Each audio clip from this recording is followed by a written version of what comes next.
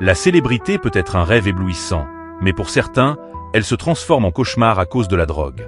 Dans cette vidéo, nous explorons les vies de 10 stars françaises dont le talent a illuminé des générations, mais dont les combats contre l'addiction ont conduit à des chutes tragiques.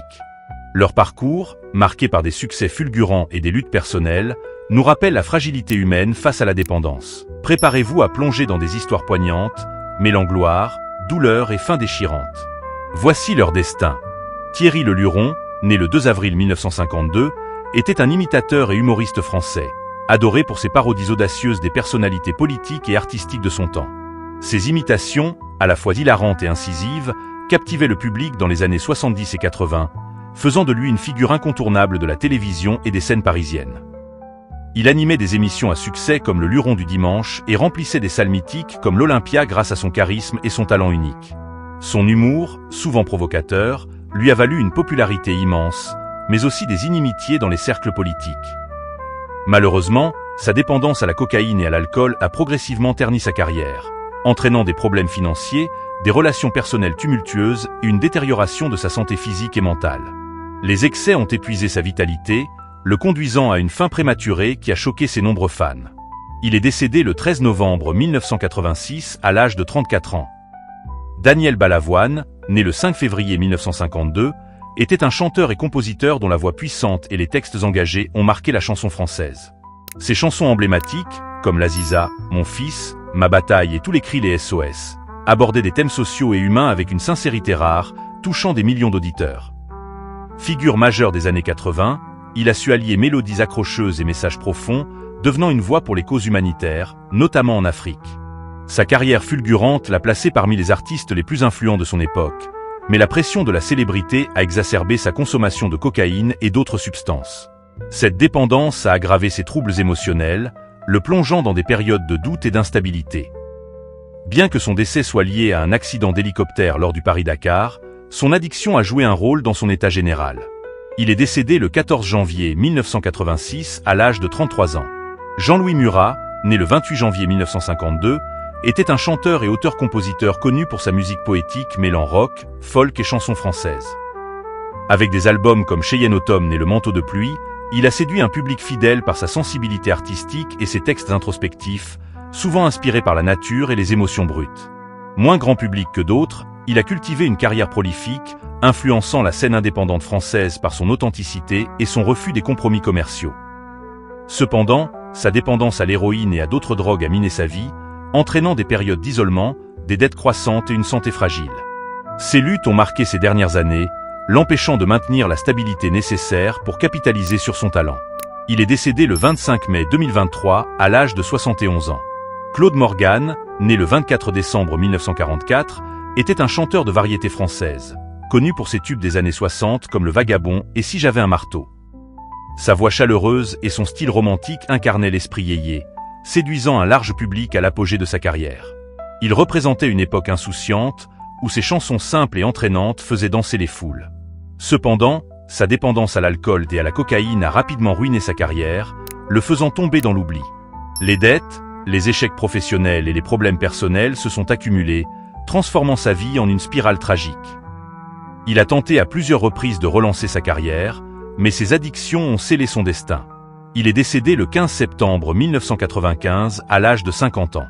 Pierre Bachelet, né le 25 mai 1944, était un chanteur et compositeur célèbre pour ses ballades mélancoliques comme Elle est d'ailleurs, Les corons et Marionnettiste.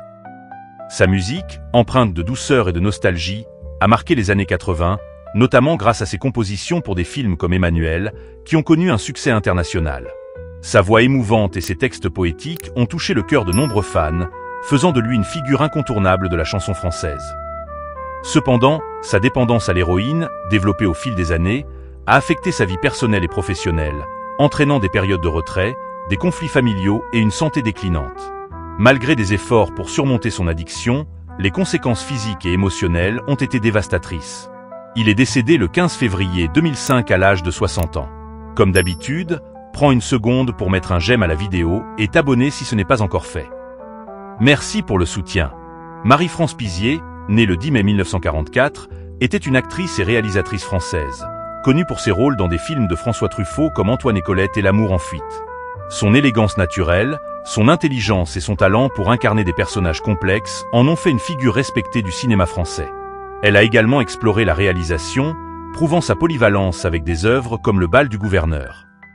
Sa carrière, riche et variée, l'a vu collaborer avec les plus grands réalisateurs de son temps. Cependant, sa dépendance aux opioïdes, initialement prescrits pour des douleurs chroniques, a entraîné une spirale destructrice, marquée par la perte de contrats, des difficultés financières et un isolement croissant.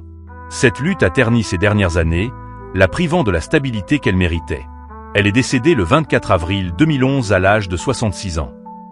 Patrick Dewaere, né le 26 janvier 1947, était un acteur d'exception, célèbre pour ses performances intenses dans des films comme Les Valseuses, Série Noire et Beau-Père. Son jeu authentique, marqué par une vulnérabilité brute et une énergie débordante, a redéfini le cinéma français des années 70. Considéré comme l'un des acteurs les plus prometteurs de sa génération, il incarnait une masculinité complexe et tourmentée. Malheureusement, sa dépendance à la cocaïne et à l'alcool, combinée à des troubles mentaux, a conduit à des comportements autodestructeurs qui ont miné sa vie personnelle et professionnelle. Ses relations tumultueuses et ses luttes intérieures ont culminé en une fin tragique qui a choqué le monde du cinéma. Il est décédé le 16 juillet 1982 à l'âge de 35 ans. Michel Berger, né le 28 novembre 1947, était un chanteur, compositeur et producteur légendaire, connu pour des tubes comme Le Paradis Blanc, Seras-tu là ? Et Quelques mots d'amour. Ses mélodies sophistiquées et ses textes profonds ont révolutionné la pop française, faisant de lui une figure centrale des années 80. Il a également écrit des comédies musicales à succès comme Starmania, qui reste une référence culturelle. Sa collaboration avec France Gall a marqué l'histoire de la musique française. Cependant, la pression de sa carrière et sa dépendance à la cocaïne ont fragilisé sa santé, exacerbant des problèmes cardiaques sous-jacents. Cette addiction, combinée à un rythme de vie effréné, a contribué à son déclin physique. Il est décédé le 2 août 1992 à l'âge de 44 ans. Barbara Weldens, née le 17 avril 1982, était une chanteuse prometteuse de la nouvelle scène française, connue pour son style poétique et théâtral, souvent comparé à celui de Barbara. Ses performances vibrantes et ses textes introspectifs, portés par des mélodies envoûtantes, ont attiré l'attention dans les années 2010 avec son premier album Le Grand Âge de l'Homme. Elle représentait un espoir pour la chanson française, mêlant modernité et tradition. Cependant, sa dépendance aux amphétamines et à l'alcool a entravé sa carrière naissante, entraînant des difficultés financières, des relations instables et une incapacité à capitaliser sur son succès initial. Sa mort prématurée a été un choc pour ses fans et la scène musicale. Elle est décédée le 19 juillet 2017 à l'âge de 35 ans.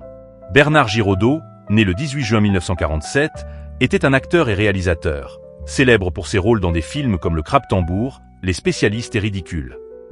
Son charisme, sa polyvalence et sa présence magnétique à l'écran en ont fait une figure marquante du cinéma français. Il a également exploré la réalisation et l'écriture, publiant des livres et réalisant des documentaires qui révélaient sa profondeur intellectuelle.